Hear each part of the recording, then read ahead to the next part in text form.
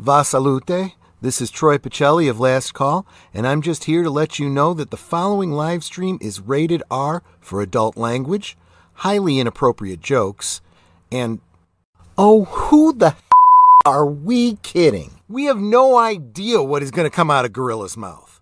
Viewer discretion is advised.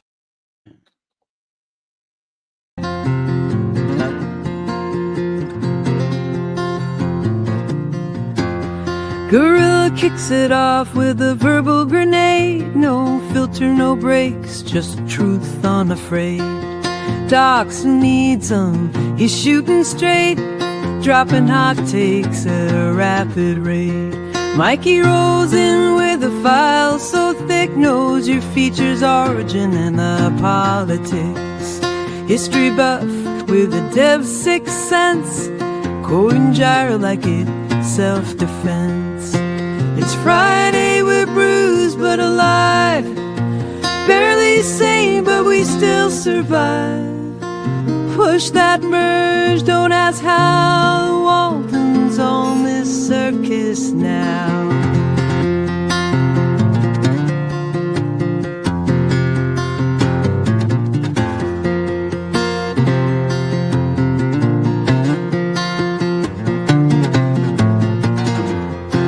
PvP with a smile and a sucker punch, slides and jokes with a logic crunch.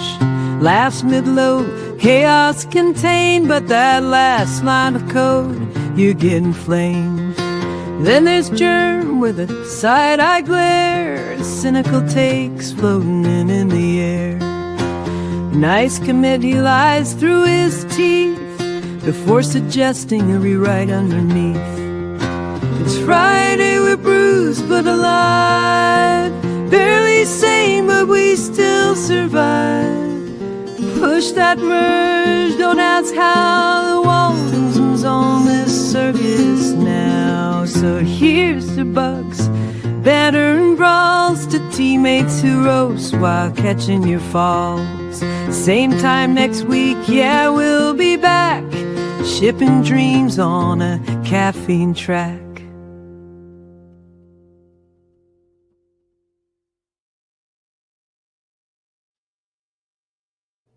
And hello everyone, and welcome to another Waltons review, where tonight we're reviewing season 5, episode 12, The Last Mustang. And if anybody mentions baseball, I'm booting them. No, Mikey, how are you doing?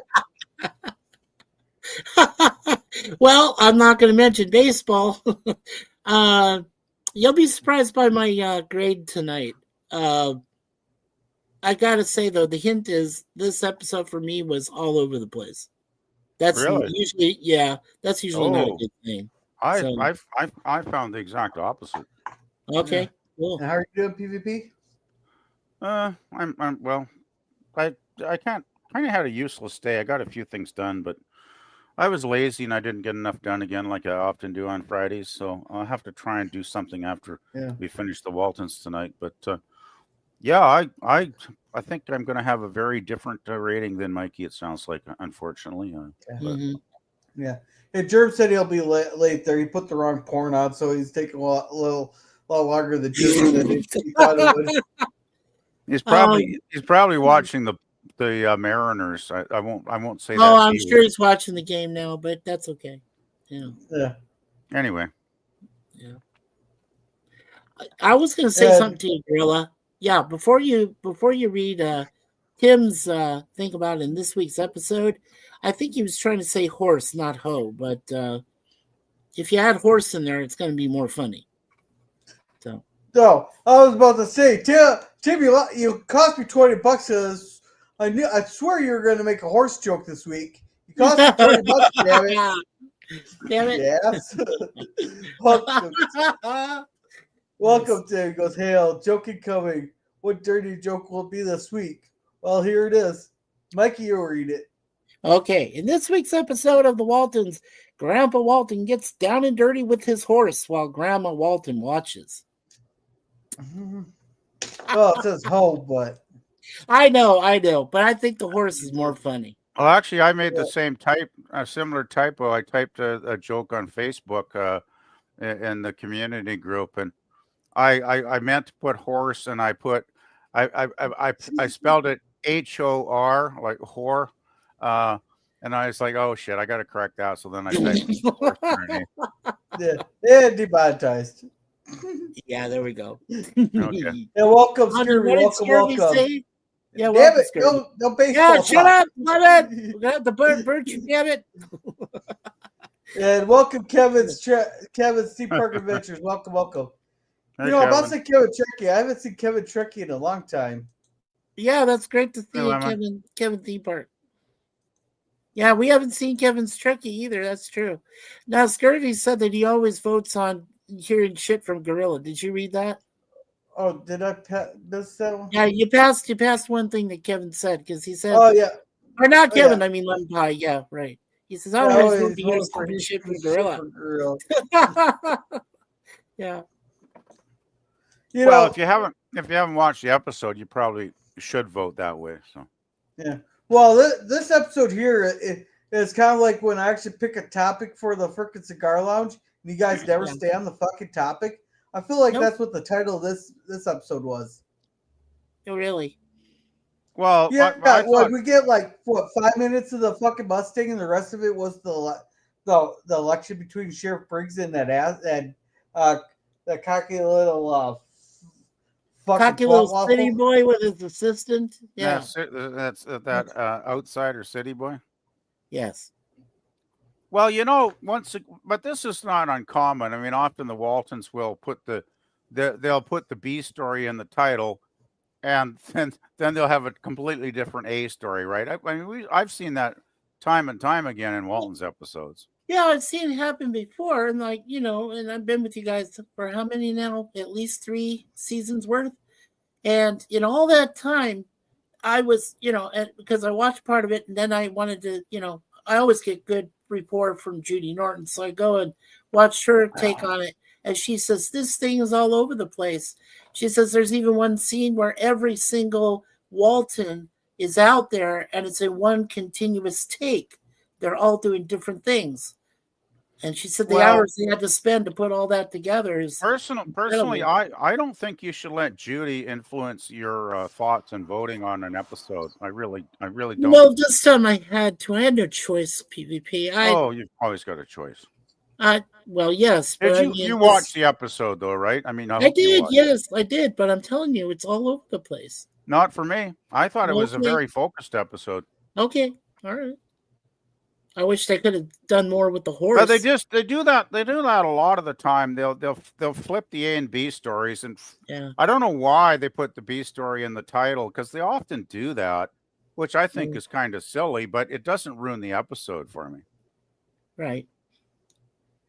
Yeah, well, there's hardly any B story. Right. Well, exactly. But the B story is definitely the B story, is what I'm saying. But I found the A story really interesting. Like, I really liked the political overtones in this one. I thought were very well done. Yeah, they're very well done. I mean, John Boy was really in a tight spot, and well, I mean, I don't want to give away too much. Yeah. Let's just get into it. Yeah, let's just get this thing going. What was Scurvy saying? Yeah. Yeah. Oh, all I would say is that the Seattle one can get a Denny's Grand Slam. Oh, sure. Okay. You need to have a video game stream, say classic NES games. Well, what the fuck's an NES? It looks like your prediction was correct, Mikey. The final is 2-6 for the Mariners. Yeah. I see nobody listens to me. Sorry. I just wanted to mention it to Mikey because he was correct. I was. All right, so we're gonna start off with our prologue here. Okay. According to my grandfather, legendary creatures once lived, and some still exist on Waltons Mountain. There were tales of a bear so huge he had no fear of anything, a snake so big as a railroad tie, and a mythical white deer which can be spotted at the edge of a wood on a snowy evening. One creature we thought was legendary, and we went searching for one day and found. See, they don't even put the fucking Mustang in the fucking prologue. Yeah, they even did that, but then then you spot them for 5 minutes and then that's it. Yeah, but They see, didn't even mention the fucking Mustang in the prologue.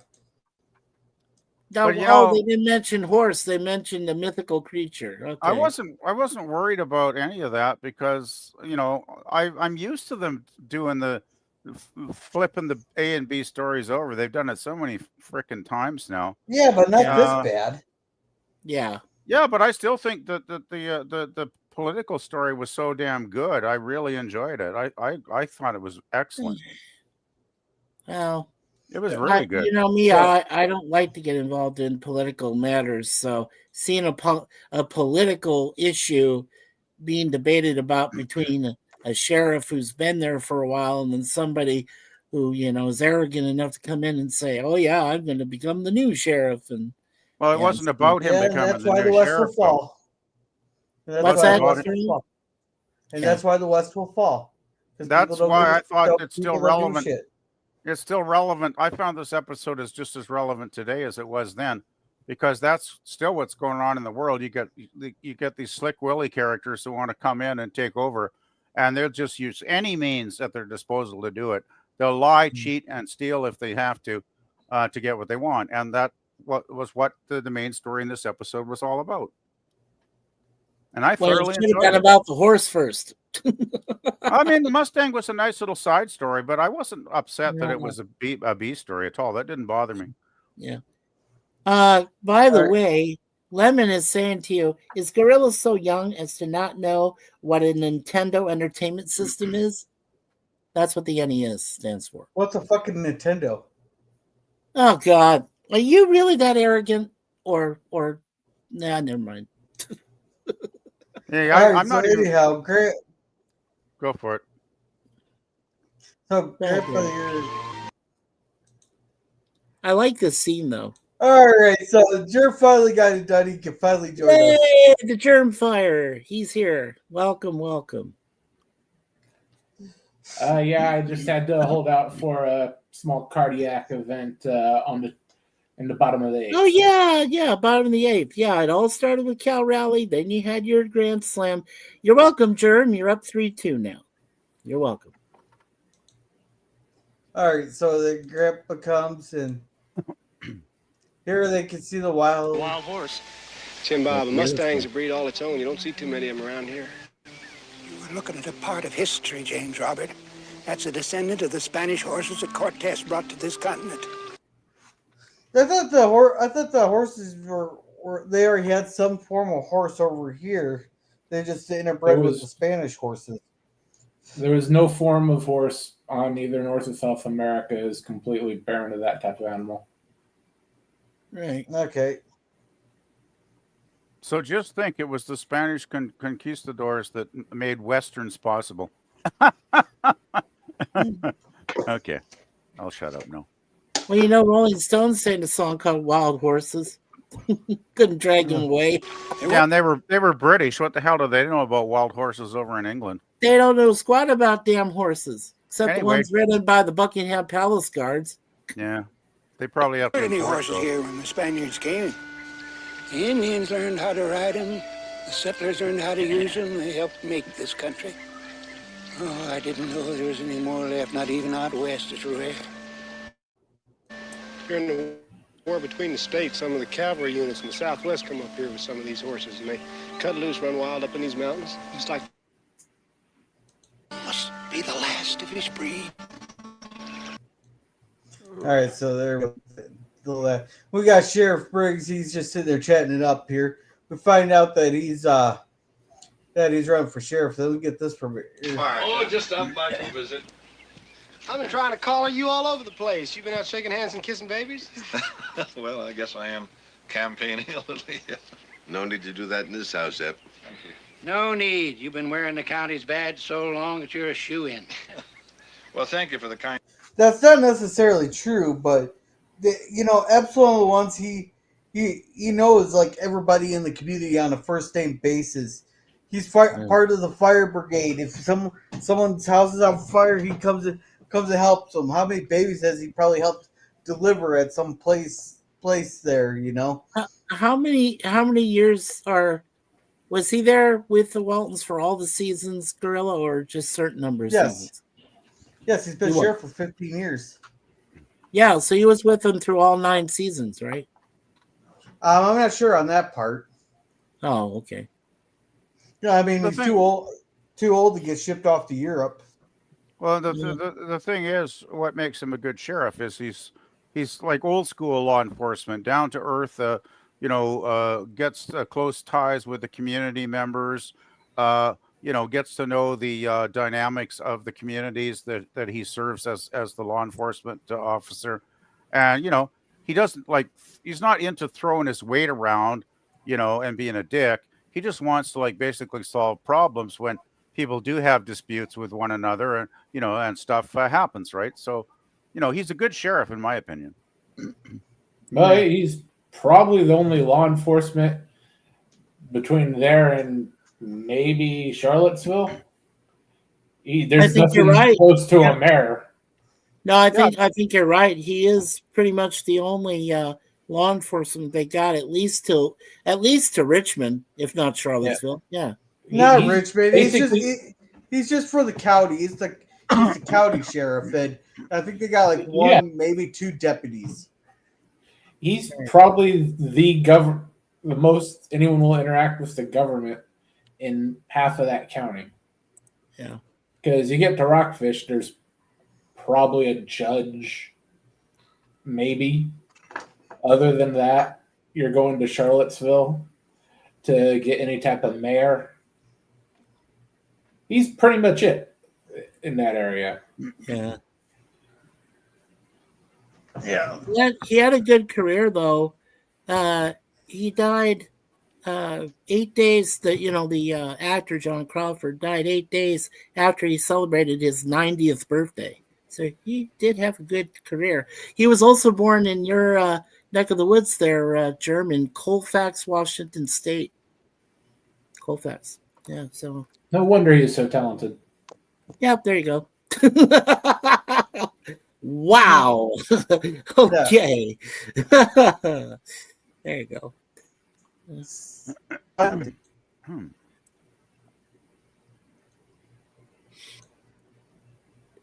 Let's see.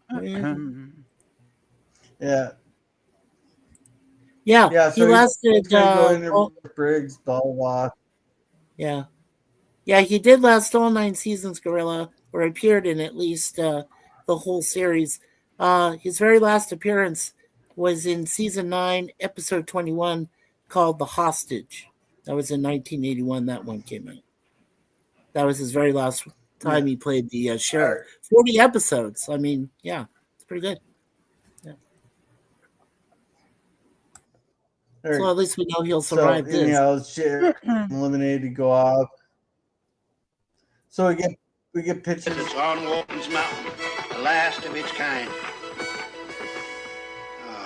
I think that's the first time we've gotten really a voiceover other than the prologue and epilogue.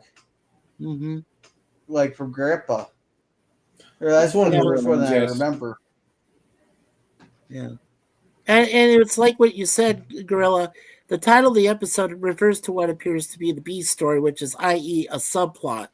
And the main story is about the questionable politics and John's lumber business, being off of the deal, which we'll find out later. The story of the wild Mustang horse is a subplot. So, well, the thing is, when you really think about it, in what would have been a 48-minute, 50-minute episode back in the 70s. Yeah, can you really seriously think that they could do 35 minutes about a horse? Yes. I think they would have had a rough time making that interesting. Hey, PvP, they got movies and TV shows completely dedicated to just horses. Oh, yeah, so they just have a horse running around for 2 hours? Yes. Have you ever seen the show Black Beauty? It was the biggest family show in the mid-90s. Okay, so it just had a horse, no human actors in, is what you're saying then. Yeah. Or look at something like Flicka, Heartland, How the West Was Fun. Shit And like none that. of those shows I ever had any interest in watching. So thank you very much. by Never the said you had way, interest in it, but Well, I'm you just saying didn't- there are shows. You didn't have between the age of 4 and 8-year-olds in the mid 90s.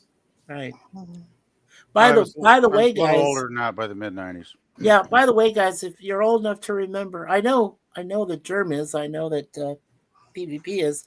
I know I certainly am. But there was a movie a while back in the 70s called Paper Moon that had Ryan O'Neal and his daughter, Tatum, right? Tatum O'Neal. His daughter, yeah. His daughter, right? And in this episode, it's only a paper moon, just like a cardboard square. Well, that's an old song. It doesn't necessarily relate to that film. Well, it was played in that film. That's why I said it was also played in this episode. So it's probably been played lots of other places too, actually, Mikey. Oh, I'm sure. But I was just wanted to let you guys know. So that's a few years before my time. Yeah. So, all right, let's see. Slick Willie characters. Is Bill Clinton in the episode? No. Yes, and Monica's underneath the desk. Well, basically the guy running for the mayor sheriff's job is pretty much a model of Slick Willie's to come. Because he's very slick. And he's maybe not named Willie, but he's certainly slick. Boy, you're subtle there, Lemon. Yeah, and let's see. Jeremy, you want to read this one? Congratulations to Germ on what Gorilla will only allow me to call an unspecified event. It's kind of hard to read with one eye. Oh, that's okay. Lemon's not subtle. Let's see, main story, horse. Subplot, what they feed the horse. What do they feed the horse? Yeah, once you catch him, what do you feed him? That's classified, I could tell you, but then I'd have to kill you. Secrets. Okay. Yeah. That's very well said, John Boy. Thank you, Grandpa. I was just using your words. Oh, you put a few of your own words in there. It's a nice piece of writing, son. Thank you. Takes more than just putting down words. It's the understanding, the good that's in behind that. Oh, dear. I'm kind of surprised like Grandpa never dabbled into like big old writing like John Boy does.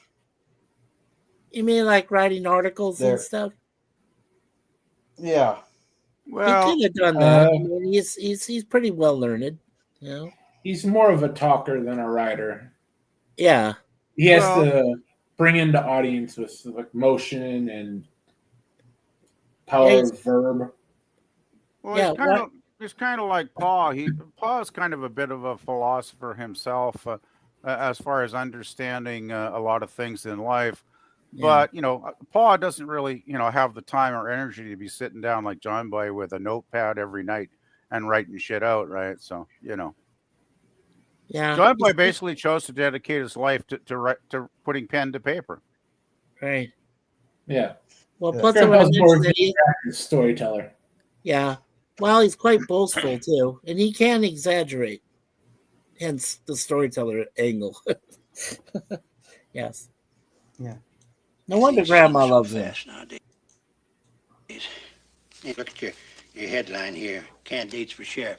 It's kind of funny. He made the comment there how things move so fast those days, but look how we always talk that those days were slow days. Just slow, lazy Sundays. Yeah. There's Ep Bridges, one of the last of his breed. Old Sheriff Ep Bridges, kind of man. There's a dispute about a property line, he'd walk over to him and say, "Don't make the lawyers rich, just use your common sense." Ran across a man coming home a little drunk. He'd look at Grandma, walk she's him sewing away, and listening to give him. him a new, clean white shirt so he'd go home to his family with some dignity. Yeah, Grandma's thinking I wouldn't give him a clean white shirt. I'd give him a kick in the ass. No, we need more officers like Sheriff Briggs. They got too many of them that are just itching to write a ticket, make themselves look good. Like when we got a new DNR officer down here, I was telling people Well, I was talking to some people out while we were out fishing there. I was like, this guy's gonna be either two things. Either he's gonna be a laid back and a cool guy, maybe let you get away with a few small violations there. Maybe the fish is like an inch too small or an inch too big, or you may have like one too many crappie. They just tell you to throw it back, or he's gonna be real hard ass to try to make a name for himself. To be a little asshole, right? Sure. That's generally the difference between police and sheriff. The sheriff, even the deputies, they don't have this whole bureaucracy they have to report to. They're elected. They appoint hire and fire their own deputies. The mayor or the governor can't come in and fuck with them. The police, they're hardwired into the bureaucracy, so they're all screwed up. Yeah. Well, the same problem is like when you have judges, right? They are elected, and the judge that you elect, you wonder if they're going to be fair and impartial and give you the best judgment possible, or if they're just going to be total dicks and throw the book at anybody they feel like, and so yeah. Oh no, our last judge before she fucking retired, she maxed out the penalty on her son for a DWI. They were just for embarrassing. Oh, good. Well, that's good. That's So, she did a fucking bookend at him there. It was a nice thick hardcover book. She maxed out his sentence and everything. Nice. That's a good mom and a good firm disciplinarian. Gotta love that. Yeah. He's short, Grandpa. He's got a lot of friends around here. Yeah, people know what he's like. Raising those two boys all on his own after Luella died, being Mama and Papa and Sheriff. Oh, I don't think any outsider can beat him. I don't understand what Glenn Oldfield is doing here in Jefferson County. Why did he leave a good law practice in the city to come here? Yeah. What's all this Oh, about? carpetbagging. Yeah, it all becomes clear later in the episode. Yeah, why would he leave? Well, we'll discuss that later there, but yeah, it all becomes he clear was in eventually. he was in a good spot. Yeah. Yeah, but his ambition made him move here. Yeah. Well, it doesn't take a genius to see what the city folk is trying to do to those people. Well, he basically, I think he's playing the community like they're a bunch of country hicks.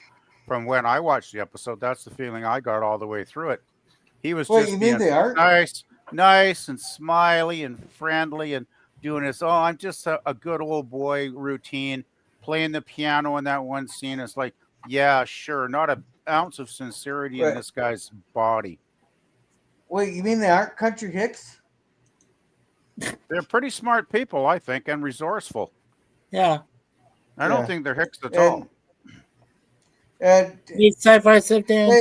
Hey, Sci-Fi Sit Down. How's it go? Welcome. Here's a better joke for this week's offset. The Waltons find out that Grandpa Walton has a horse between his legs. Oh, that's the one you should have gone with first. Yeah. Yeah. All right. I need more. All right. All right. I need input here. Do I make the comment or not? Go for it. All right. So anybody here who's good at math though, and don't ask me how I know these fucking statistics here. Oh, God. Facebook. But the average horse is 1,000 pounds, and the average horse slog is 16 inches. So therefore, if you do the math, the average person who's at 250 pounds to be hung like a horse would only need to be 4 inches. Well, Grandma could have had these fantasies where she thought that her husband was a horse. I touched that one. Okay, Mikey, that's given the Wild Mustang title a whole different meaning. You know that. Hey, maybe we were wrong about the title. Yeah, maybe we were. Well, maybe they just should. Well, obviously, it was referring to Grandpa. Yeah, it was. They should have just done more with the grandma thing than the actual Mustang. The angle, yes. Oh, God. Well, Kevin saying, hey, the Last Mustang. Well, there are 2 Mustangs in the panel. One past his prime and one towards the middle way to the trail end of his prime. Well, obviously, Dan's referring to me and you, PvP. And demonetized. Yep, I was And probably demonetized. demonetized. There we go. I was probably demonetized a while ago. So Hear that? Did they still put commercials in? Yeah. Mm-hmm. Yeah. Well, maybe you ought to throw your own hat in the ring. Nobody There you daring go. against her. Yeah, Well, Mama. if women said what was on their mind more often, things would be better. You ought to put some of the things your grandparents have been saying in your article, John Boy. Mama, I wasn't writing an editorial. I was putting down the statements of these two men using their own words. Well, it just seems that Glenn Oldfield comes across kind of impressive. Well, he is impressive. And Ep Bridges comes across kind of plain. He is that? well, he is right. Wow, look at They're both John Walton Senior's expression says it all. He doesn't even have to say a damn thing. Oh man, I love that. I just love how Ralph Waite is like that. John Boy's completely right, though. He is. He is, granted, but I mean, this expression alone. Well, stop that. Maybe we could see a bit more of the scene if it's up to Gorilla, but then we Son, know maybe what your mom's trying to say is if you could find a way to perk up Ep's speeches, and tone down Oldfield's, we might have a race here. Well, just to be fair to Ep, he's always been nice and helpful to us. You know what you're asking me to do? You're asking me to slant the news. I can't slant the news, Mom. Yeah, shut up, tell Mama. that he's not part of the New York Times. Why can't we get more news like that? Where he's only handed. Well, it's because John Boy was an independent publisher of an independent newspaper, and he could publish what he thought was right. And nowadays, most mass media is so corrupt, you're never going to hear anything truthful anymore. Right. It's rare for somebody to talk, like John Boy does back in that day, Yeah. In the late 30s like that. Oh, it was just a thought. Well, that's a good thing about being an independent. John Boy doesn't owe anything to anybody, at least not at this point in the episode, but we still haven't got into it far enough. Yeah. Yeah. So anyhow, they're all Catching yeah, is this the one continuous take they do? Yeah. So, yeah, well. Yeah, so. Oh, this is when Slick Willie drives up to the house. Hello, right? John. Yeah, there he is. Yeah. Certainly a pleasure to see you again. Yeah, so he's sitting there, greeting them. There's that. The asshole. It's a camping contributor. His campaign he wants to talk manager. he wants to see John Boy. Little thing there. Yeah. And then he's got his creepy campaign manager next to him. Yeah. But that creepy campaign manager the actor's been in a lot of movies. I mean, done a lot of stuff. That's good. Yeah. And these ladies here are the representation of what was wrong with politics there. They're all looking at him all dreamy. It reminds me of the video I see a few years ago where they said they're voting for a person because he has fuck me eyes. That's what these three represent. Well, that's exactly what I was thinking. Then they wonder why we water. Well, I think especially Erin. I mean, look at Erin, man. She's like turned on big time. And she's also gained a little bit of weight. Yeah, what, are you calling her fat? No, not calling her fat. I'm just saying she's gained a little weight. I'm not calling her flat out obese. Come on now. I think you call her fat. Kind of hard to tell. Not.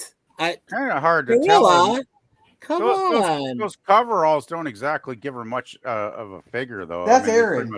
That's Erin. Yes, I know that. Yeah, that's what I said. I said Erin was the one that was turned on. Yeah, but Erin just doesn't look right.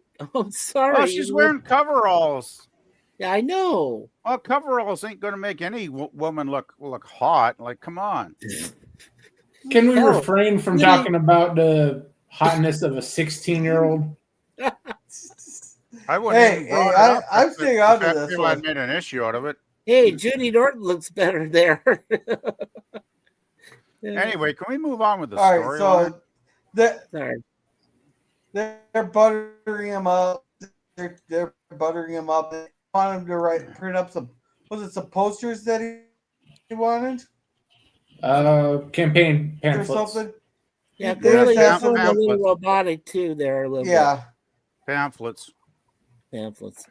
That was John Boy's. Yeah. Yeah, That so was he's John It's printing perfectly up legitimate. It's perfectly legitimate to ask him for campaign pamphlets. He's the only printer probably in the county. Well, yeah, in the whole Jefferson County. Yeah. So the manager does say we could get them Yeah. printed elsewhere. Right. He does make that statement. Yes. And see, John Boy didn't realize by agreeing to that, taking that job on and taking their money, that basically they were going to try and compromise his integrity. Well, yeah, recruit him. Basically, they wanted to get him working for their side. Right. Well, no, they it's one of those things where they ask for a small they hired him for a small job, and then all of a sudden they made a couple phone calls. He starts getting all these things, and they thought he'd be so thankful for all the extra business and all the extra stuff that he would automatically just start slanting the stuff towards that Oldsburg person, because the reason he targeted John Boy was because John Boy knows everybody in the area, the community. So therefore John Boy has a lot of influence in the community. Well, yeah, it's not just because John Boy knows everybody. It's because everybody mostly trusts John Boy's information in his little newspaper, because they think John Boy's an honest guy. Yeah. Yeah. So, but I mean, I think it's a good deal, but yeah. And I was going to say, I like the simplicity of still 1937, right? So simple times. I mean, simple life, everything going on. But what's kind of interesting is 2 years later, the world was going to go to war again for a second time. And yet nobody knows about that yet. So, but I think that it's not simple times in this episode, because this scene right here, it's proving that they're not in simple times, because there's corruption coming through, and there's manipulation coming through, and these outsiders are basically trying to influence John Boy and Pa here at the table when they get the mail. So there's not simple times at this moment. It's like corruption is trying to control you at times. Right. Yeah. Well, so John Boy gets all these advertisers from what is it, Smithfield? All kinds of places. Yeah. Yeah. Yeah. And John gets an order for a bunch of city park benches. Park benches. But where John's issue was, he didn't get a written contract from them. They kind of hired him, but he didn't get it saying that when he'll get the order completed and saying that they back out, they still have to pay him so much. No. He does state later in the episode that they did have a written contract. Okay. Yeah, they had all that. They just powerful enough to drag him through court. Well, it's just later on in the episode, they just send another letter saying, if you don't like, we're canceling it, and if you don't like it, sue us. Is what I think John says. Yeah, and I'm pretty sure he could get any lawyer to go, hey, I'll let you have 20% of this if you represent me for blah. If we win, you blah blah blah. I don't know how expensive lawyers were back then, but if they're anything like today, they're it not wouldn't be overlegs. worth the fight. Yeah. It's not that big a contract. Yeah. it's only for what was it, 12 benches or something? 60. 60? Is it that high? 60 benches? Yeah, that's a lot of benches. That'd still be a pretty good chunk of change. Actually, we just play it and we'll see how many, because I sure could be right. I forget how many. Miller's Brewery in Rockville. You know anyone up there? Skip ahead. Scottsville. I can't believe Oh, it. Scottsville. This is a wonder. From Hastings Sawworks, Richmond, Virginia. Where have I heard that name before? You know what? You know where you've heard that name before? That is the name on the desks down at the schoolhouse. That's what that is. That's right. Hastings. It's a contract asking me to build 62. There you go, 62. 62 park benches. benches. Okay. Wow. Yeah, so this is quite a hefty contract for John Boy. It'd be worth taking it through the courts. It'd be It's worth big it. money to John, but when it comes to the legal system, how much he's going to have to spend to fight it, not really.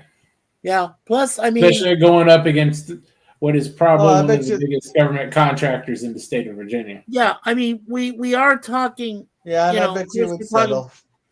Yeah, we're talking about a lot of economics here, but we also got to remember still John Boy's integrity and and his morality are in question too. So there's that issue again where John Boy's got to make a tough decision emotionally or morally. Yeah. So there's that.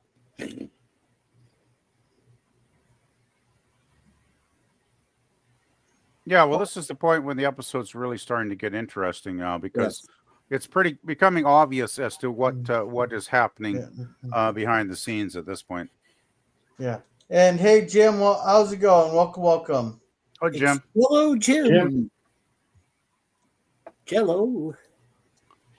And with this part, I don't agree that John would even consider the project knowing where it came from. Right. That's one problem I had. I don't think he knew at the time. No. Well, he knows. Everyone knows. Even John Boy said it's the guys that built the school benches at the schoolhouse, right? So obviously And this is a big outfit. And he does speculate where it comes from with the family, him printing up those pamphlets and everything comes up. He finds it very coincidental. Yeah, and it should also be. I think this was kind of one weak moment in the episode for me because I thought John was a little smarter than to just accept a contract out of the blue. Why he should have said, "Why am I getting this in the mail? Why am I getting this?" And it's pretty obvious that it didn't just get here from an honest reason. It got here as a sort of subterfuge from a third party that's kind of sending a little bribe, so to speak, to Pa to get him to be kind of working not necessarily on their behalf like they want John Boy to, but they're still trying to buy influence, it seems to me. Because then they got a grip on him, right? They got a grip on him now once he accepts it. Mm-hmm. Yeah. So it's like blah blah blah. You do you'll be able to do blah blah. Basically slick handshake type deal. Mm. No, but they go real. So they got this here. He's talking about he wants to grab the Mustang there and bring it back to the school so that they could study it and all that. And Grandpa says, "You do that, it'll kill the Mustang." I don't know how true that is. Very. If you capture a wild animal and try to tame it. A lot of wild animals, after a certain point, you bring them in, they just can't be broken. They can't tolerate captivity. I think wild animals are wild, basically. You don't, it's not, well, even if they would eventually acclimatize to a new environment, you're not treating the animal properly. You're not being kind to the animal. You should just leave the animal in its natural habitat and let it live out its life. You know what surprises me is the university guy here that wants to take him to the university to study it.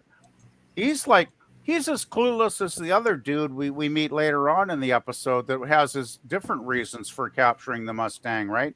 But he's kind of just as clueless because, his wanting to study it and the other guy wanting to make money off it, both of them are just going to ultimately harm the animal, do incredible harm to this wild horse, right?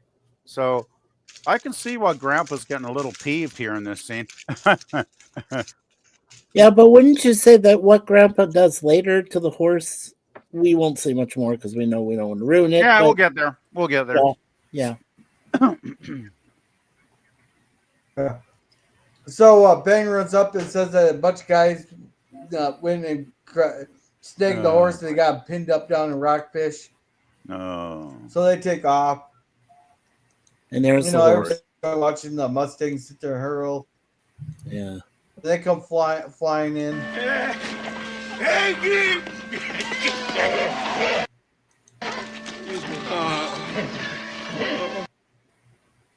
So we have that there. Yeah, I kind of really love it how Grandpa gets really, really riled up in this scene. That's good. I want that animal. I thought he was gonna belt him. I seriously wanted him to belt him. Well, I bet he wanted to. I bet he He wanted did to. too. Yeah. Yeah, but the thing is, the thing is that this is kind of like in a way, it's kind of like a mini zoo, but as Jern did rightly state, most wild animals do not want to be in captivity. They want to be free. They got to be able to roam free. Well, it's like, gorilla. I'm sure you've been to a zoo and you've seen where the big gorillas there are just sitting there bored out of their mind. I think they'd rather be back in the wilds of Africa or Borneo or something. I'm sorry. Well, the last time we were at the zoo and we looked at the gorillas there. It was sitting there jerking it in front of everybody. So. Oh, he was jerking off? I had chimps that threw shit at me when I was a kid back in San Francisco Zoo. Hey, don't judge gorillas' family reunions. That they used to have a chimpanzee years ago in the zoo here before it shut down. Yeah. And he was actually friendly because you know what he liked? He liked people because if you lit a cigarette and you handed it to the little bugger, he would smoke that cigarette and he'd enjoy every puff of that smoke. He was addicted to nicotine, this little chimp. Well, and he was pretty funny. Watching him smoke was pretty hilarious, actually. You got a chain smoking chimp? Chain smoking chimp. That's a country and western song if I've ever heard one. He was a chain smoking chimp. So the chimpanzee had the cigarettes better than my coworker there. We had a coworker there. He was kind of a bigger guy. He was a dark black. I bet the zoo patrons fed that little monkey cigarettes all day long, Gorilla. Well, I had a coworker there. He was a bigger guy, dark black and all that. Yeah, we gave him a cigarette one time. Have you guys ever seen a black man turn green? So the funniest shit you'll ever see. Oh man! I take it he was not a smoker. No, he was like late 20s. The first cigarette he ever been at. You ever had? He turned fucking green. I mean, watching a black man turn green was fucking hilarious. Wow. And no, that's not being I'm not being racist on that. No, this is about illness. About illness tobacco making you ill. But the good point when animals are trying to imitate humans, well, it's like that phrase: imitation is the sincerest form of flattery. All right, let's get back to that episode. Yeah, let's get back to Grandpa wanting to punch the guy out. Who do you think you are coming around here telling me what to do? That animal is my property. If it belongs to anyone, I want him turned loose. Well, who says it's yours? You got a bill of sale. He grew up on Waltons Mountain and he was taken from there. Well, that's where you're wrong. I got him a long way from Walton Land, down by Green Creek. And you chased him off over there. I want him back home. I'm talking to you, Zeb. Hey, Mark, go get Sheriff Bridges. He'll settle this. I'm surprised he didn't tell Smith to fuck off. That'd been nice. He did. Well, no, but I mean, in today's society, you get it, Gorilla. In today's shows or things, he would have just said, fuck off, old man, or whatever. But back then, because we're talking family friendly, he says, just get away from me, Zeb. Yeah. Well, we're also talking how people probably would have talked in the 30s because I don't think people were generally going around going "fuck off" all day long to their neighbors. So no, you I know. They didn't. It was a cuss them different out. world. It was a different world back then. Feels I like know a nowadays he would have pepper sprayed Zeb and claimed self-defense. Exactly. Yeah, he would have. Probably. You're right, Sherm. He would have. Oh gosh. And then Zeb would have grabbed the 2x4 and knocked him upside the head. Business is booming, John. Not just in my store, but the whole town. Is that what you're even do? Show him off just for business? I got the idea from a filling station I stopped at once. Oh, Now, this God. fella had a wildcat and a bunch of monkeys in a cage. You couldn't even go past that place without stopping. It was a gold mine. What do you? Well, to be fair, Wow. I bet the monkeys were smoking cigarettes too. How much money is that? He was right. It was a gold mine until the monkeys escaped and tore off the guy's face. Yes. and the wildcat probably tore him to shreds on his back or whatever too. But you know what? I just want to point one serious thing out about this scene that I enjoyed was when he says it's business. Is that it's business? This ties it into the other storyline of the episode, where the Slick Willie guy, coming to town to run for sheriff. It ends up, later on, we find out it's all about business for him as well. So these two plot lines do converge for a second there. It's all about, self-interest, making money, greed, basically just avarice in the sense that, you think you're going to benefit and make your life better at the expense of either other people or, in this case, a wild Mustang. And I really enjoyed that tie-in. I thought there was a lot of good plot lines running through this episode, and this might have been, more of a B story, but it's still got enough good scenes like this one where I actually thought it was worthwhile. We ain't talking about monkeys. This is a wild Mustang.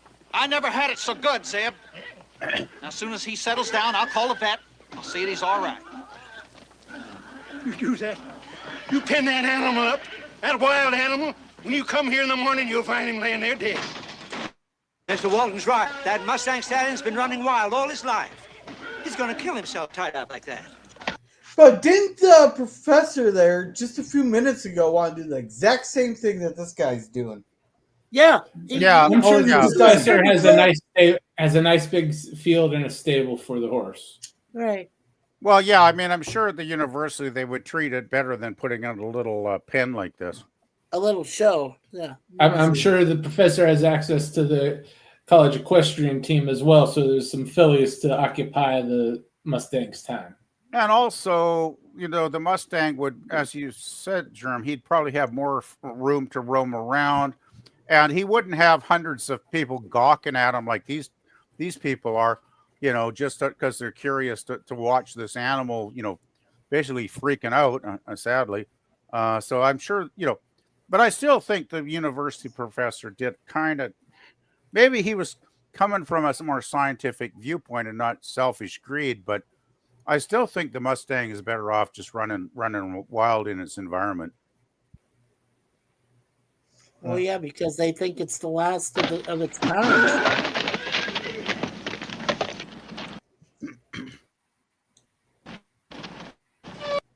Anyway. There's that horse in there. So somebody to mount. He's our horse taking bar land up. Well, Zeb, I've already looked into this. And Carl here says that he caught that animal down by Green Creek. Well, he did so. He run him off from Walton's Mountain. I'll wager that. Well, it don't really matter none where he caught him. The point is you don't have proof of ownership. Now, if you just tagged him in some way to show that you laid claim to him, I could back up. But this way, there's not a thing I can do. It ain't right. It ain't right. Well, what's right and what's the law ain't always the same, That's a good line. That statement there has a lot of truth there. What's right and what's the law are two different things. Yeah, we got a lot of shitty laws on the. Well, it was one of the best lines of the episode for me. I thought it was pretty much on target. Same year, I agree. I think it was the defining line of the episode. So, yeah. Well, one of the most important. I mean, there's other ones we haven't got to those yet, but yeah, no, they're way down the line. We're getting there. Well, we're not even halfway through, are we? Oh God. It's happening again. Wait. Catch up. Yeah. I'll tell you one thing. You need this bunch so much as a candy wrapper. On the sidewalk, I'm going to start writing tickets. Hey, You just lost there we my go. boat, Ep, and I got a bushel of relatives. I can handle that. But what I can't stomach is what you're doing in there. I like the sheriff, though. He ain't going to be bought by anybody. I like that. Well, that's why Well, Ed at least lasted he's so long. Yeah. But that's a lot. Another subplot in this episode is integrity over selfishness and greed. There you go. And self-interest. I mean, because the sheriff there could have just gone along with him to get his votes and his family's votes, but he's like, no, what you're doing, I don't agree with what you're doing, and I'm going to start really I'm going to crack down on you, drop a gum wrapper, and you're going to get a ticket, and he's like basically laying down the law, which he doesn't like to do, but if somebody really pisses him off, like this dude just did. He's going to start throwing his legal weight around as the sheriff, and I thought that was I agreed with that. Yeah, all you have to do though, PvP, in my opinion, add the word morality, so it would be the question of integrity and morality versus selfishness and greed. So, well, that's what I thought was the main theme of this episode, which is why I really enjoyed it. Yeah. Okay. Yeah. I thought this was a damn fine episode, guys. But anyway. Yeah, so they're having nobody near us to see us or hear. So he's just sitting there singing, and Mary Ellen's flirting with him awfully hard, like she's trying to get him to have a threesome. Now wait a second, Mary Ellen's married, damn it. Are you putting Mary Ellen? Why do you think I said a fucking threesome there, Mikey? Yeah. You're not putting Mary you can Ellen. Take the hoe. You can take the hoe out of the farmland, but you can't. No, she's always going to be that way. She dumped another doctor and married this guy after a week. Yeah, there is a reason. She is a fickle bitch. Well, there is a reason that the letters H and O are in the word whore as well as in horse. Okay, I don't know how you tied those two together, Mike, but anyhow, Jerv says any gas station worth its salt has two animals. They did in the early days. Wow. That has been a felony here since before I was born. Yeah. I don't know about your part of the world there, Lemon, but we don't have any of that in this part of the world. Well, they did down in Texas, though. Well, we don't have it. Actually, we haven't had a zoo around here in probably like 30 or 40 years. So, well, we've only been to Toronto Zoo here, Suzanne and I, once. That was all. That was all we needed was one. They even closed the Vancouver Zoo down like 25 years ago. Yeah, that's a shame. All right, we got to get bucketing here. So anyhow, that's just hanging out like a cock. Hey, girl, you're dallecking a bit there. Your audio is dallecking. Singing and well, I think it's ironic. He's going robotic, and I went robotic at one time. I'm just saying, there, girl. Just saying. Can you get rid of Lemon's comment because I can't see the bottom of the screen? Yeah. Thank you. Fine. Yeah. So yeah. Basically, Ep is just sitting in the corner like a cuck. Well, this here's guy. Ask you about some advertising orders and a mill contract for my father. Don't worry about that. It was nothing. Phone call. Yeah, don't that's the campaign manager, right? Nothing to you, but the scumbag stirred up some pretty strong feelings at home. Why should it? Boy, this guy is corrupt. Are you sure there's no strings attached? Yeah, that's. Well, finally, John was waking up. Or was it more of a bribe? Was it more of a thank you or more of a bribe? Because this guy is kind of being a little sleazy there. It was a total bribe. Yeah, it can't be interpreted as anything but a bribe. It is, by definition, quid pro quo. Even if it's not intended that way, that's what it is. This guy, Alan Fudge, he was in Man from Atlantis. Wow, there's a show that nobody wants to remember. There's a couple things I'd like to talk over with you. Goodbye. So that was the one with Patrick Duffy, was it not? Yes. Yeah, he was in Capricorn 1, Airport 1975. I know he was in the A-Team for a few episodes. All right. Yeah, nice. All right. So anyhow, Briggs here is he's no politician. The other guy totally acts like a politician. And they got all this work just for sheriff. Mr. Jessup. I'll be right with you. Like that's a lot of extra work just for a sheriff of a small community. How many extras are in this scene? 1, 2, 3, 4, 5, 6 at least. Can you see office like 6, 8, 10 people? I don't know how many people in total working just so guy can become sheriff. Boy, Well, there's this some is a dry run. big money on that payroll. Yeah. Well, of course, this isn't really just about a sheriff. I know it's all about well, we'll find out later because I don't want to spoil it. Oh, that's a shame. I know what it's about. Have a chair. Yeah, thank you. Fudge died of lung and liver cancer. Yeah, that's a shame. 2011. Yeah, that's too bad. Now, no more facts about those orders you've received. Okay, I think this is probably Folks, my favorite scene in the episode here. Yeah. Advertising from you are Oldfield supporters showing their appreciation. The people who read your newspaper shop in Rockfish and Scottsville, don't they? Yes. So, advertising pays for itself. Yeah. This guy's kind of slick thinking that John Boy's kind of stupid, though. But John Boy is stupid. He's not stupid. John Boy, he just thinks he's a dumb hick, but he's going to find out that John Boy's got a lot more intelligence in his little finger than this guy has in his whole fucking body. So yeah, well, this guy, he's principled, but he's a bit naive and he is a bit slow when it comes to social cues. I think the manager's probably got a lot more knowledge than John Boy because he's got years and he's got more experience in manipulating people, basically. And did you notice one thing I found interesting at the beginning of this scene? When John Boy says, "I'll stand," and he insisted that John Boy take a seat and sit down. And you notice the positioning here.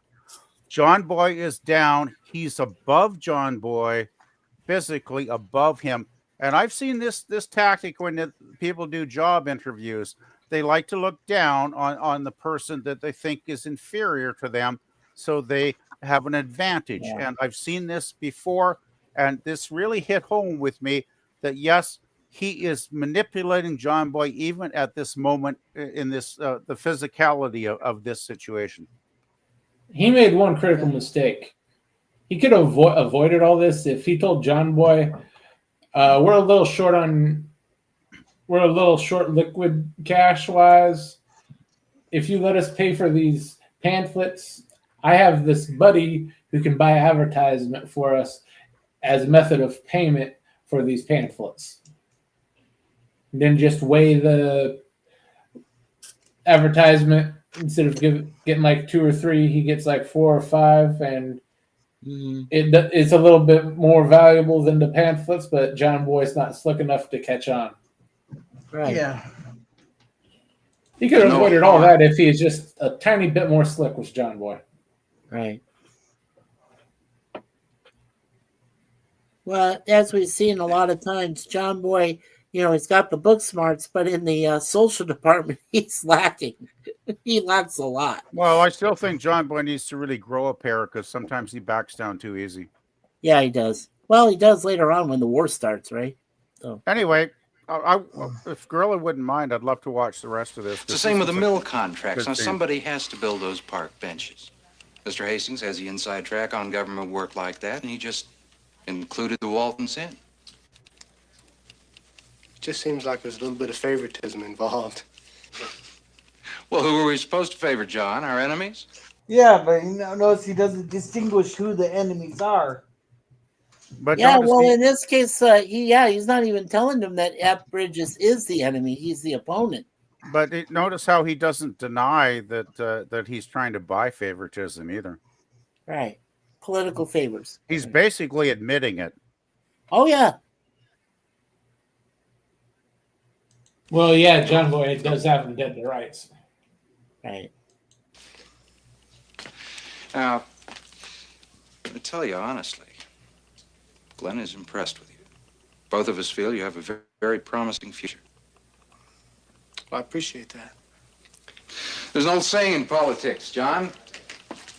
Go with the winner. Glenn Oldfield's a winner. Yeah, well, people are saying that the left and the woke was the winning side. All there, we're all on the wrong side of history. Now look how the tables have turned. Well, this another reason I still think this episode is extremely relevant today is that guy just saying he's the winner, go with the winner kind of thing. And when I look at the global stage and I see a lot of the winners running our countries, they are just like this guy overlording John Boy here. It's like they are going to control us and we are just going to sit in our little chairs and like it. Or we'll just bawl like sheep. Well, I could get into the sheeple thing, but I won't go there right now. Oh, boy. This is a great scene. Continue. I promise you, in a very short time, you will be writing your own ticket. For a young man with your abilities, the sky is the limit. He's I'm buttering just them not up. too sure about what you mean when you say go with us. Yeah, he's just buttering him up. He wants to control him. He wants to make, well, he says be one of the team. What do you think that means?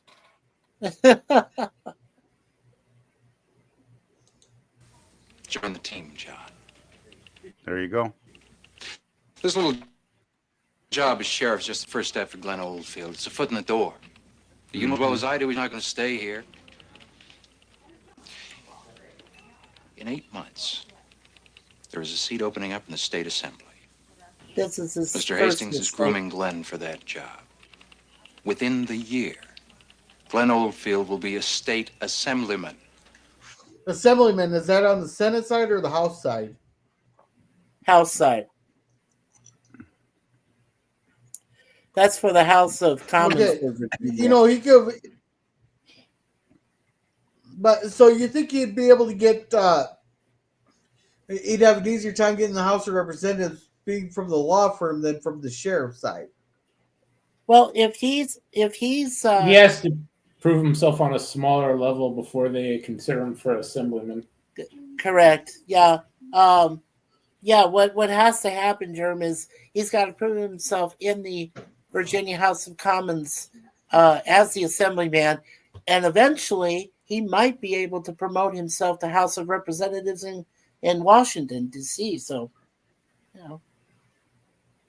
takes time, though. Lots of time. Yeah. Go ahead, girl.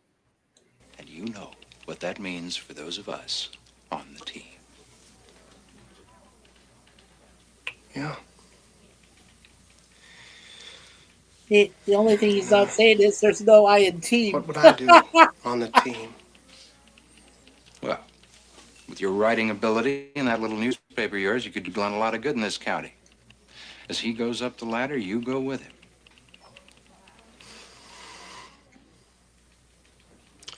In other words, Mr. Jessup, I don't think you know very much about people around here. Mm-hmm. What? No, I was just going to say he's basically just saying he wants John Boy's newspaper to be a mouthpiece to promote their side and their interests, and only write articles, that make them look good. Yeah, but I think at this point is where John does grow a set of balls a little bit. Well, no, this is good. Like we're almost at the end of the scene here. Yes. Because John Boy does finally People figure it out. John, they're the same. There's the same everywhere. Oh, I love that I think line you could too. be mistaken about that. I don't think the people around here are going to take too kindly to Glenn Oldfield's political ambitions. I think if they feel like they've been taken advantage of, then they'll resent that. Well, we won't make a point of talking it up. There's no need to. Well, I think there is. You see, I think the people have a right to know if Glenn Oldfield does not plan to stay here as sheriff. I think they have a right to know if he's planning to use the county as a stepping stone. Wait. Yeah, now, this is the first time we've seen someone actually smoking on this. Actually smoking a cigarette on Waltons here. Is this the very first time? For a cigarette, not pipe. We see pipe, but Pipe we and have shit. never seen a Okay, but cigarette. yeah, okay. We seen some grass weed, so maybe technically second time, but then this just proves the point. This actor died of liver and lung cancer. Now you know why. What? Because he smoked one cigarette in a Waltons episode? No. He was a 3 or 4 pack a day smoker. Really? Jesus Christ, who the fuck smokes three to 4 packs a day? Well, I consider myself a heavy smoker, and I don't even go through a fucking pack. Rod Serling did. Rod Serling did.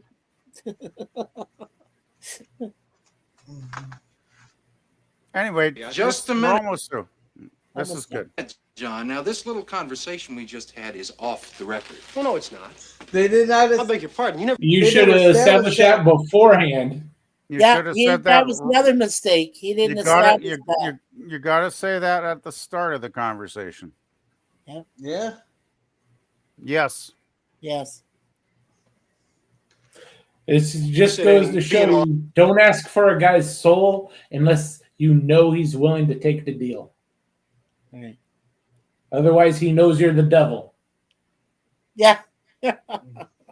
Anyway, we're just about done. We're close to the end here. If you want to please Off the play record, rest, I have a right to print material like this, and I intend to print You have material taken like advantage this. of me, John. You were on our Now, side. just wait a minute.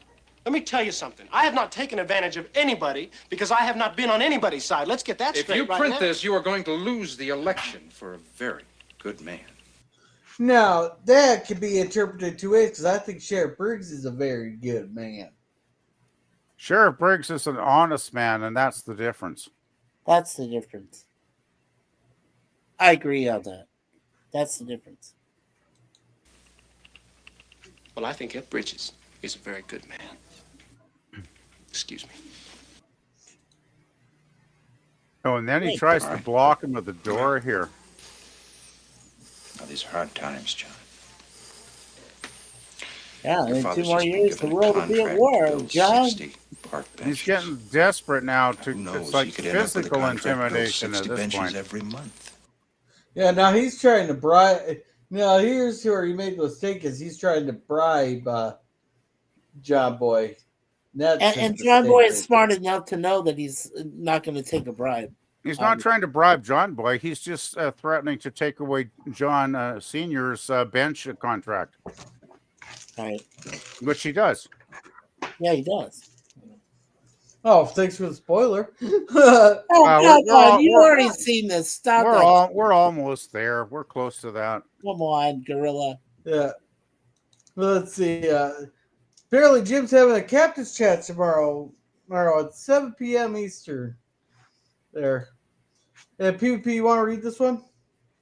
No, PvP, we all will just have to bend over and take it in the ass. Ass. Yeah. Okay, I wish So- you were more specific about what you were talking about. They were chimneys become addicted to the cigarettes. Okay, now you're starting to get incoherent again, Dan. I think he has these mild brain the lapses. Anyway, we're just about done. Let's get through this and then. On the other hand, something could happen. Hastings may have to cut back. Oh, yeah. Maybe no contract at all. Well, now he's doing verbal threats. Well, now he's being blatantly threatening. Yeah, and don't you think the And Richard that's where Thomas he takes fucked up. cigarettes? Yeah, that's secondhand smoke. That's real smoke that's traveling in the closed set too. That's not good. But you know, sometimes they would smoke herbal cigarettes. I've read on when they're doing like TV and movies. Oh yeah, well as a substitute, of course. But, Those are Yeah, grass so it wasn't. cigarettes. There wasn't actually any nicotine or anything. Right. They wouldn't do that. Well, It's a it family depends show. on the actor there. All depends You on know, the actor. I just wish John Boy had gone over and to Paul and said, "Get your money back. Take it back if you can get a refund. Take it back." He probably can't, but he made a big mistake buying all this these iron bars or whatever, because now he's in debt again. Well, doesn't This is one of the few yeah. episodes where I think Paul made a big error in judgment. Like, he doesn't do it very often, but boy, he made a mistake there. This time. Yeah.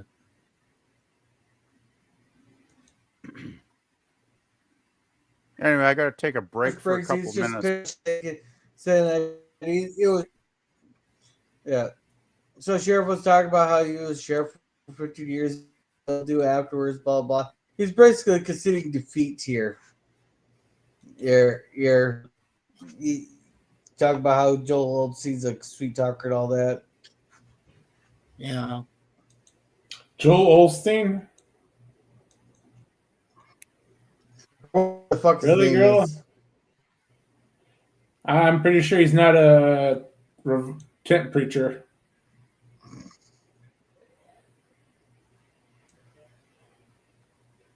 I've Glenn heard of Oldfield. Joel Osteen. Yeah. Yeah. This scene's good, but it's not good. He's a wild Mustang there, and it's running off. It broke loose, blah, blah, blah. Yeah. No need to really. There's a feeling. Then they ask him if he's seen it, and he goes, why? He's not going to tell him, blah, blah, blah, blah, blah, blah. Planning on taming and saddling that horse, blah, blah, blah.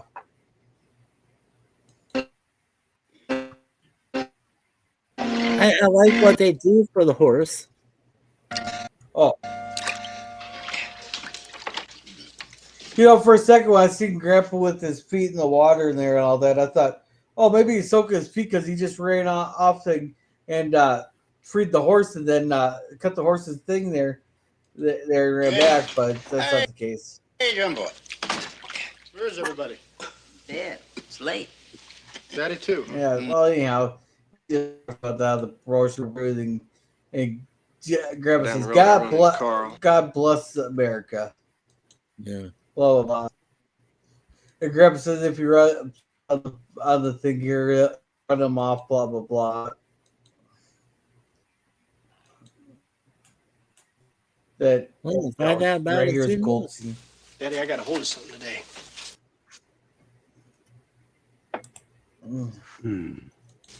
You know how people have been suspicious of Glenn Oldfield? They call him an outsider. They say he's got no stake here. Uh-huh. Well, they're right. I found out today that Glenn Oldfield is planning to use the sheriff's job as a stepping stone to get him into the state assembly. I'm not too surprised about that. Of course you're not surprised. Everybody could probably No, John Sr. is more intelligent than you are. But the thing is, if he's not surprised, why did he take that damn contract on? Maybe to help John Boy. Yeah, that doesn't make sense. He knew what this guy was. Yes. Yeah, he still started working on that contract. Yeah, he knew when John Boy got all those business letters in the mail about doing business with his newspaper. Right. That should have been a warning bell right there, because you don't get like 4 or 5 letters in the mail all the same day if there's nothing going on, because there was something going on. And I'm surprised that was very un-John, un-Paul like to fall for that. And to me, that was one of the weak spots of the episode overall. Huh. Okay. Because Paul Walton usually didn't do he usually didn't fall for stuff that obvious. And it was obvious that he was being played. At least I thought it was. Because he even admitted he knows what this guy's about, and he still went along accepting the contract. Right.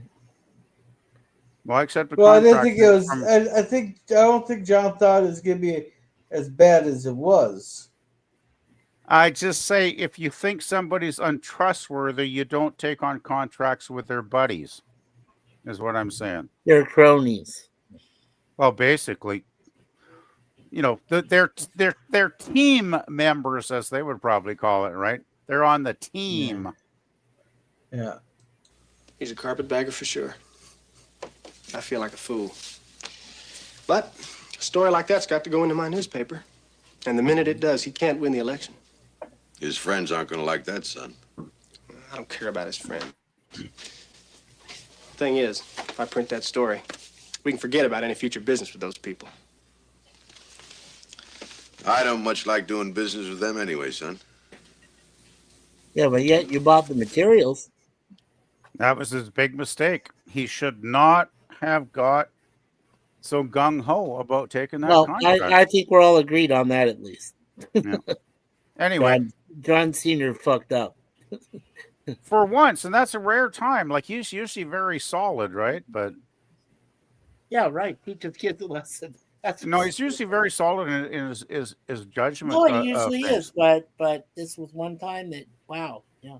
That's why I thought it kind of, that added to me my enjoyment in a way, because it made made Paul a little more human, right? Like, he makes mistakes. Yeah. Yeah.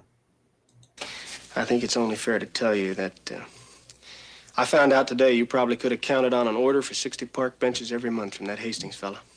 No, we sure could have used that. What are you going to do about the order you got working? Love you. I'm going to finish it fast as I can. Good. Not going to be fast enough, though. Daddy, John Boy, he may have been able to just hold off printing that story until Paul finished that order. I mean, it's only 60 cartridges. What? When's the election? They never specify how far out they are. That's the question. If maybe the election's coming up before Paul could have finished the order. Because it seems like they were in crunch mode. Yeah, I would guess. I guess the election's coming up too soon for Paul to ever finish. Yeah. Yeah, but here's the thing: John Boy's not utilizing all his resources to get it finished either. Yeah. Hint, he has 7 kids he could use as a grandpa. Yeah. Well, wouldn't Paul be getting some of them out in the mill, though, working like he usually does, right? Yeah, but he didn't utilize them in this episode. Well, we didn't see it, but that doesn't mean he didn't use them. Yeah. Wow, this is incredible. I mean, it doesn't have to be on screen for him to have Grandpa and Jim Bob and whoever else out there in the mill grinding away working on shit. It doesn't have to be on screen. Yeah. Because I mean, I can do my my imagination stories about what's going on with the Waltons behind the scenes. It doesn't have to be on screen. This newspaper started. It's okay, honey. We managed, son. We managed. So John Boy starts going to Your microphone's breaking the up. ball was using a store for some damn reason. Oh, this is about the newspaper getting delivered. Oh, have you changed your name again, Jim Bob? Well, Jim Bob sounds like a baby, and Jane Roberts kind of stuffy, so you can call me Jim from now on. All right, Jim. I'll be darned. Mr. Gotts, you seem alarmed. No, I'm not alarmist, Mammy. Mad is what I am. Listen to this. I am fucking pissed. We're not gonna take it anymore. We're not going to take it. No, Don't sing that. Don't stop, Gorilla. Okay, girl. Thanks for you and a Speedo was not nightmarish enough. Now you're making Ike Godsey to look like a blonde wig, like the Twisted lead singer. And Dee I'm Snyder, really a Twisted Sister. Yeah, now I'm picturing Ike as Dee Snyder now. And thank you for another freaking nightmare there. On top of that, they are one of the most litigious bands on social media. You quote their songs, they start sniffing at you. Yeah, Uh-oh. they'll start coming after you and going. Dean Snyder is desperate for any dime he can scrape up off of people. Yeah, he should be. is.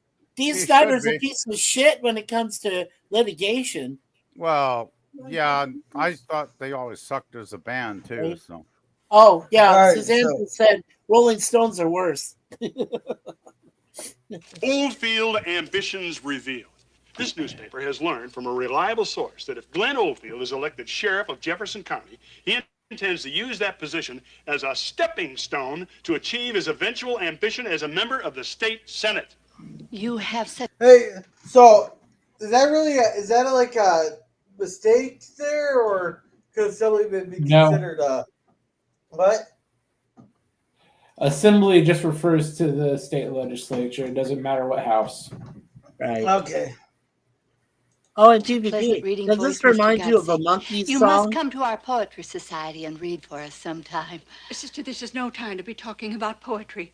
This is shocking and distressing news. Indeed, yes. What does it mean, sister? What it means is we could have been hoodwinked by that slick-talking Glenn Oldfield into tossing Ep Bridges right out of his job.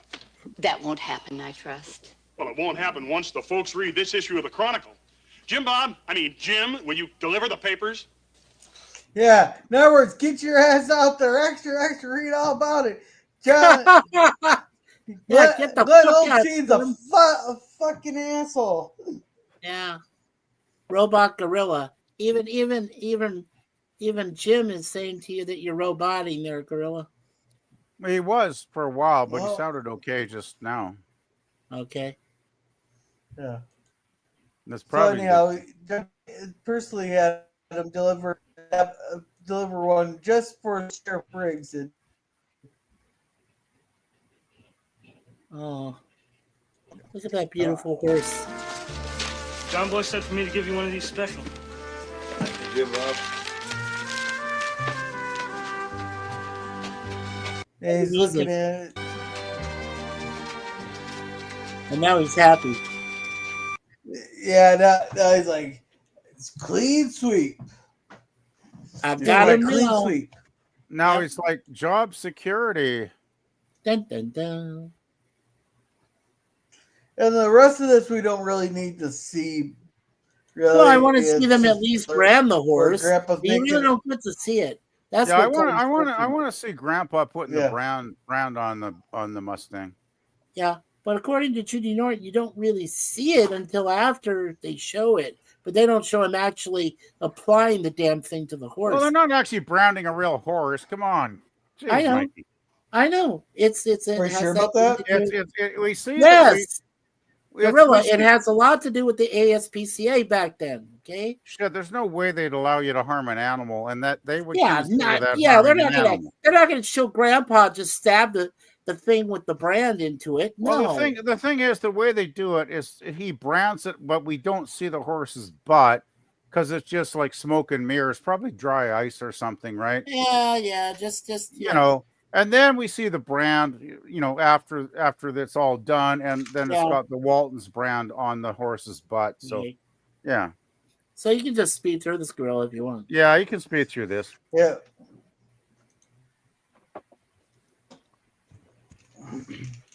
Yeah, this so is they once make it again- this is once again- it's not gonna hurt. This is once again why I say the A story is definitely a B This is- story, and vice versa. well, the thing is, the horse stuff is fine. Like, this is fine. I have no problem with these scenes, but it's not the main. It's not the main point. It's not the main story or the point of the episode. I could tie it in. Okay, the main story is it's all about control over something, control over people, or control over a wild Mustang. It's all about control, and it's all about unfairly controlling something, where there's human beings or a wild Mustang. Yeah. So I'll- to me, I'll that was the mention- point of the episode, and I really thought this was a very, very good episode in that sense, that it was working with some major themes here, and I thought both the A and B stories worked well together, and I thought they were integrated at certain points in the episode. I really enjoyed it. And I'll mention when I do my review, I'll mention something. It's like a metaphor that I found in the episode. All I'll right. mention that after this. So John was sitting there welding the things when he gets a telegram there. Basically, Richmond there is telling him to fuck off. You can keep the benches. They're not getting them. They're not buying them no more. You get the feeling Ike might have. You get the feeling Ike might have read that and wanted to get the fuck out of there as fast as he could. Right? Because I mean, a telegram's open, right? No, it was in an envelope. Oh, was it? Oh, I missed that. Yeah. Anyhow, I mean, he might have been the one that put it in an envelope there. So you can see the envelope right underneath there. Wow. I've always had a sneaking suspicion that Ike likes to read everybody's mail if he could get away with it. Yeah.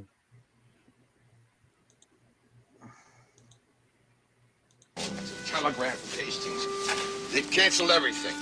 They can't do that. You've got a contract. So many words they say, if you don't like it, sue us. Awful letdown. I'm sorry. I guess I should have known better. What are you going to do with all that? Sell it for scrap. If nobody will buy it, I'll see if there are any openings at the poorhouse. I'm sure they'd like. They can't. Then we're could have thrown them that far under. Well, you know what? This is another scene that puzzled me.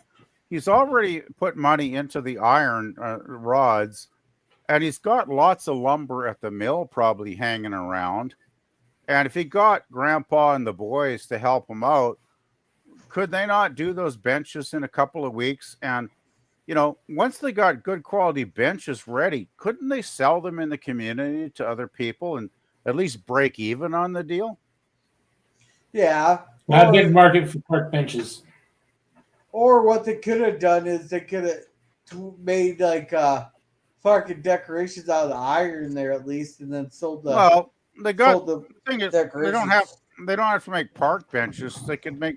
But I mean, let's face it. A lot of people, you know, like the Waltons house, they like to sit out in the front of the house on the balcony in the evening and relax. And I'm sure there's people around the community that would mind a nice bench to sit on when, you know, in the evening when they're taking it easy and, you know, relaxing. So, you know, I'm sure Paul could have thought of other products that, you know, scrambled and came up with some other shit he could have built and, you know, sold it to the community. I mean, I don't know. I'm just taking a wild guess here, of course, but just to, you know, turn all that as to scrap metal, like he's going to lose his shirt on that, is he not? Yeah. Hey, Suzanne, how's it going? Hey, Suzanne. Hey there. Hello. Like that. All 11 of us trooping in with everything we own tied up in a bundle. What do you say 11 for? I count 15. Is there somebody in the family I've missed? Well, there's Reckless, there's Blue, there's Myrtle, and there's Chance. What about Rover?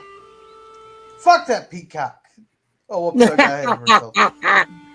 I am not going to any poorhouse with a peacock. Good. Then let's just stay home. Yeah, let's stay home and bone over by the Red Oak. Come on now, Dad. And he told John Boy feels bad. He's writing in his journal how his family got fucked over by this. And this guy comes groveling. He learned a lesson not to fucking trust the small town folk. You know? No, and he wants to apologize, you know, kiss his ass. No, this is the one scene that surprised.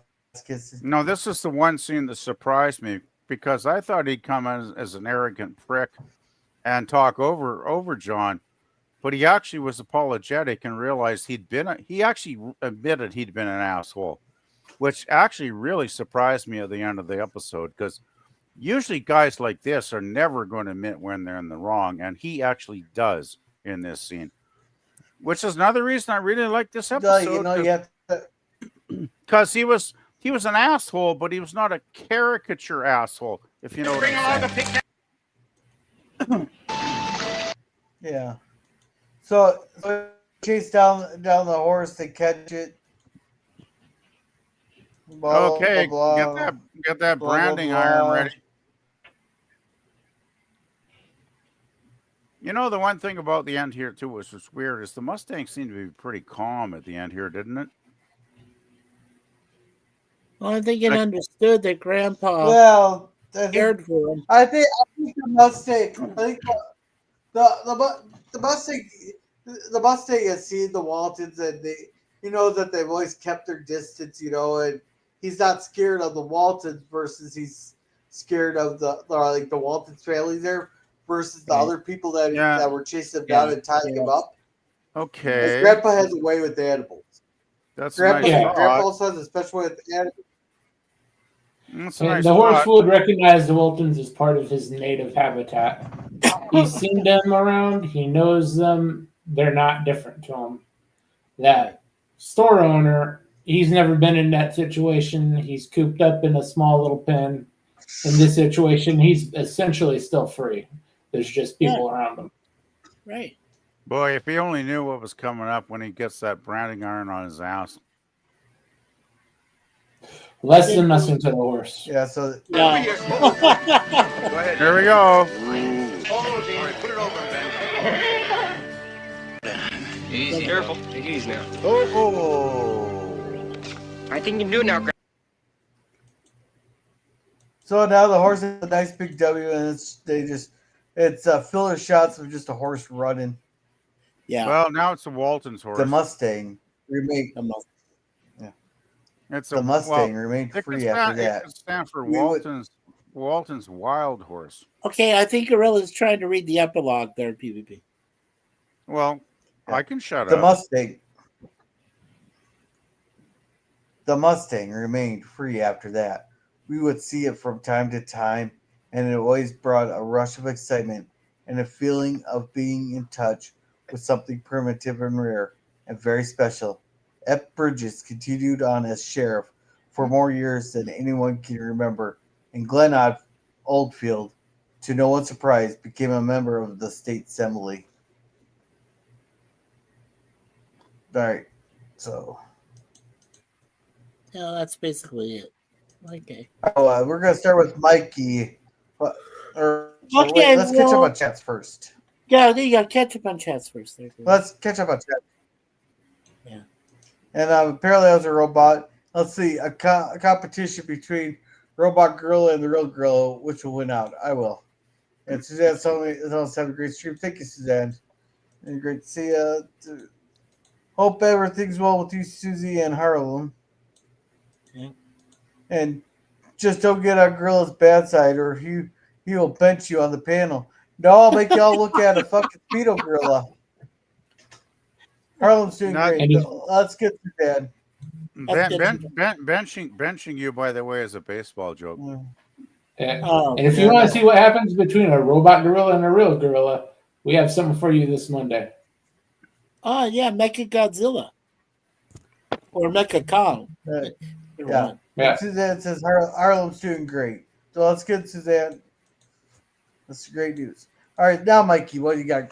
What's your Well, would you rather have Gorilla have Germ go first than me? Because I know Germ's got his thing with Sif Dan. So okay, Germ, go ahead. I ended up giving this a B. Everything was pretty quality except for some of the speeches from the guest star politician. The store clerk I didn't like too well. He was a bit stumbly. But the story itself was very good. The regular cast, very strong, and one of the strongest parts was the only part we got with Elizabeth was a little bit of a voiceover at the end. So overall, I give it a B. Okay. All right, thank you. And do you want to promote yourself before you have to go? Yeah, tomorrow night we have Saving Star Trek pre-show watch party at 6 p.m. Pacific time. We're watching the penultimate episode of season 3, Countdown. And then on Monday, as I alluded to before, we have Mecha Ape versus Real Ape with King Kong Escapes, the cheesy money grab from Toho of 1967.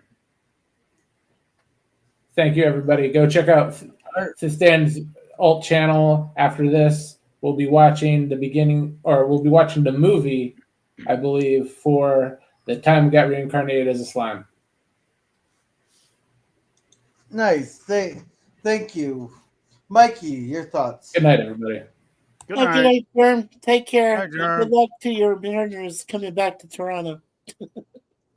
Well, we only need one more there, Mikey. We only so need one. I know. Fingers crossed. Yeah. Yeah. Mikey, Anyway, now, okay. Well, mine is kind of twofold. Well, first of all, I did vote for you, Gorilla, this time. I don't normally, but I actually did this time. I wanted to hear shit from you. I did. So, well, I feel bad that you're robotic, dude. I know when I had my piece of shit computer, you guys always commented about my robotics, but at least you didn't make fun of me, and because you knew why I was going through what I was going through. So I appreciate that, and I feel badly that you're going through the same thing, Gorilla, but just maybe not too extensively. But that's just one thing. The other thing I was going to say about this episode, if I had voted for a grade instead of Gorilla, because I felt Gorilla needed some love this time. As I said, I thought, in my own opinion, I thought this episode was all over the place. And you know how I am with politics. I hate talking about politics, even when it was this election between Epp and this outsider Oldfield. And I'm glad that Epp won because, arrogant people like that like to be braggarts too. And the fact that his campaign manager, so vile, was bragging away basically what their plans were, that was the death knell for his chance of becoming a sheriff. So I'm happy that Epp got his job back. I love the horse story, but yeah, I guess PvP's right. You can't really spend a whole hour talking about a horse. But I had an interesting metaphor. I thought that the Last Mustang could have been a metaphor for Epp. Epp is the last good sheriff in Rockfish and in Jefferson County. So could he be the last Mustang? Yes, very much so, because sheriffs back in the old days rode Mustangs and other, black horses and stuff. Black Mustangs most of the time.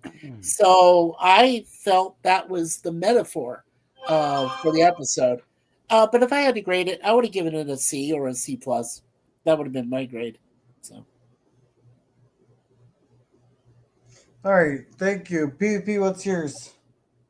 I give it an A+. I thought this was one of the best episodes I've ever seen. I just hate that they always mislabeled so many episodes, though, by putting the B story in the title. And then it totally, like it pisses people like Mikey off because they're expecting an hour-long horses running around for 50 minutes or whatever. And I didn't expect that. Because, what are the writers going to do? Are they going to have Grandpa talking to a horse for almost an hour? Like, no, not going to happen. But what do you think about the metaphor idea I fronted there? I think it's pretty weak, actually. It's a weak metaphor? I do. Okay, well, you're entitled to that, I guess. Well, the thing is, the sheriff wasn't riding a horse by then. He was riding his car, right? His truck. No, but what I was thinking is that because the sheriff has that integrity and morality in the town in Waltons Mountain and Rockfish, but he is like the last he's like the horse that they have. He's not like the horse because he's not the last sheriff. After he retires, there'll be another sheriff, and then there'll be another sheriff, and then. But this is the last best sheriff they have. Well, I don't know. Maybe the next sheriff is great too. I don't have a crystal ball. Yeah, right? I haven't watched. Yeah, because I haven't watched the. So to say he's the last, I don't think he's the last good sheriff. I have. Okay, well, that was just my reasoning. That's okay. I can respect that, but if I had a crystal ball, then I might agree with you, but I don't, so I can't. Right. But what I kept trying to tell you guys through the whole thing was, I think this is one of the great episodes because it's all about people trying to manipulate other people, especially when somebody from the outside comes to a community and does the slick Willie shit and passes them off as some really great, wonderful person. And they play the piano, and they, if he could sing and dance, I'm sure he would have done that in the episode too. And it was all about manipulating the local yokels, which I'm sure they thought that they were. And we all know the Walton community, in the area well enough to know they're not yokels by any means. They're very intelligent and resourceful people. That's why they're surviving through the Great Depression. And I just really like the plot of politics coming into an area, and the dishonesty of a candidate pretending that he wants to be a good sheriff to the local community members when he has no actual interest in doing that. I mean, oh, sure, maybe he'll be a good sheriff for 6 months or a year. But then once he gets to the legislature or whatever, he's going to just bugger off and go, screw you people. He doesn't care. So does this kind of remind you of a current asshole who's actually leading Canada right now? Yeah, it reminds me of a lot of leaders in the Western world, unfortunately, Mikey. Yeah. But I mean, I know who you're talking about, but it's not just Canada. And there's a lot of other leaders that are very bad and very insincere and very two-faced and very dishonest, which is probably another reason I enjoyed this episode so That's much. what you did. I get it now. I understand. But I do think this episode still has a lot of truth and relevance in 2025, which is why I gave it an A+, because I think the subplots of politics, political manipulation, and powerful people, because let's face it, he's powerful, this man. He has connections. He got the contract for John to build 62 benches. Right. You got to have powerful connections to do that. How many, it was like 3 or 4 letters that John Boy got all wanting to do business with his newspaper the same day at the table when they opened the letters. That's connections. That's power politics right there. And, Waltons Mountain and the people there are not familiar with that kind of manipulation, right? Which is why, remember the Baldwin sister party, they were all loving his piano, and they thought, everybody was thinking, oh, he's a wonderful guy, great guy, sweetheart, we love him. We're going to probably vote for him, and the old sheriff can just go retire. And, of course, it's all a show. It's all a show, just like a lot of politicians are all a show. It's like showbiz. It's not representing the people's best interests. It's about representing your own interests. And when we got to the manager scene with John Boy, when he basically admits they're trying to manipulate John Boy to get him on, quote, the team, so they can basically have him write positive articles in his newspaper about the candidate, and basically lie to the citizens of Walton's Mountains and the neighboring communities. Finally, that's when John Boy wakes up and realizes he's really being manipulated to the nth degree at that point, right? So I just thought this was just a really good, solid episode about political manipulation, the imbalance of power from powerful people down to the little people like we are. I still think this is a very relevant episode that anybody could learn from, to even watch about present day politics and how large political interests with big bagfuls of money will treat you like a little piece of crap, and they don't care about your life. They only care about advancing themselves, just like he wanted to be sheriff for a couple months and then go up to the state legislature or whatever and further his political career. So I think this is a fabulous episode. I mean, I wish I could change your minds, but I think it's a great one. And I had to give it an A+ because I thoroughly enjoyed it. And I still think the Mustang stuff about being wild and free and being tamed by bad people, because there was that theme, right? The bad people wanted to use them as a meal ticket. They wanted to take something beautiful and wild and natural and put them in a pen and sell tickets to the idiots who wanted to pay money to watch this wild horse struggle. that tied totally into the theme of the politics about political influence wanting to control people, and just like they wanted to control that wild stallion. Yeah, So absolutely.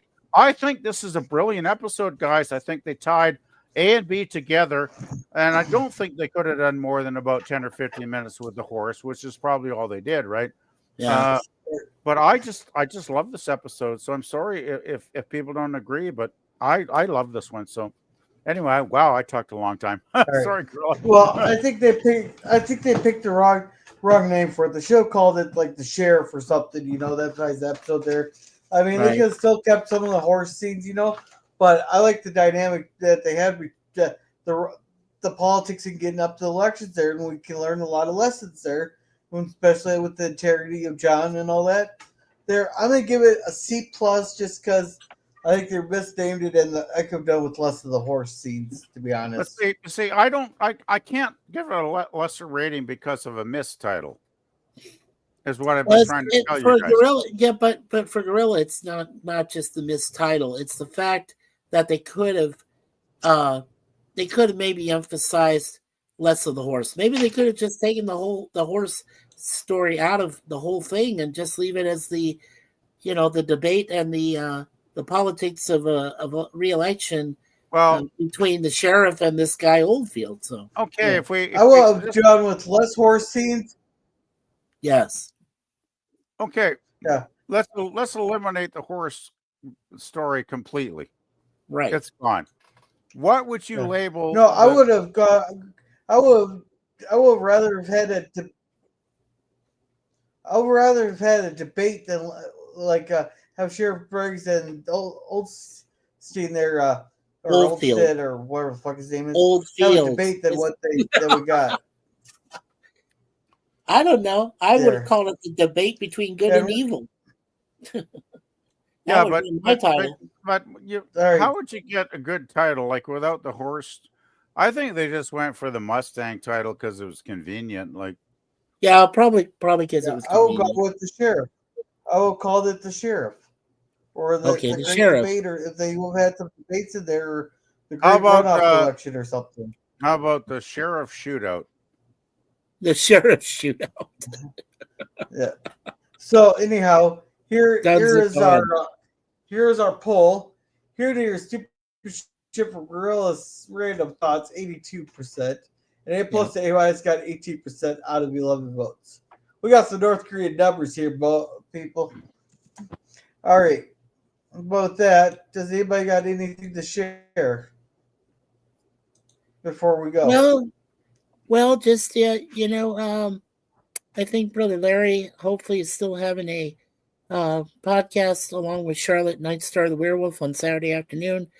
Hopefully, I'm still got my nostalgic Pod Blast co-hosting duties with Chance Bartels, and then I got my 2 shows that I review next Wednesday. That's pretty much the only major events for me. So I think later tomorrow on Saturday, I believe Curtis is doing his Dark Shadows later in the evening. What about 11 o'clock Eastern? Did he say PM? I think he said 7:30 Central.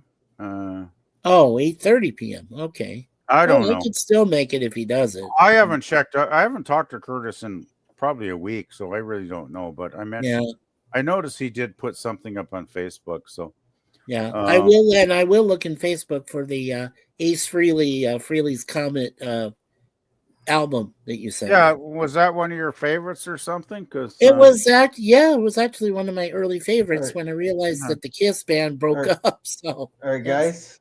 Yes. So you guys got your channels promoted there? Yeah. Go ahead, Gorilla. All right, so with me there,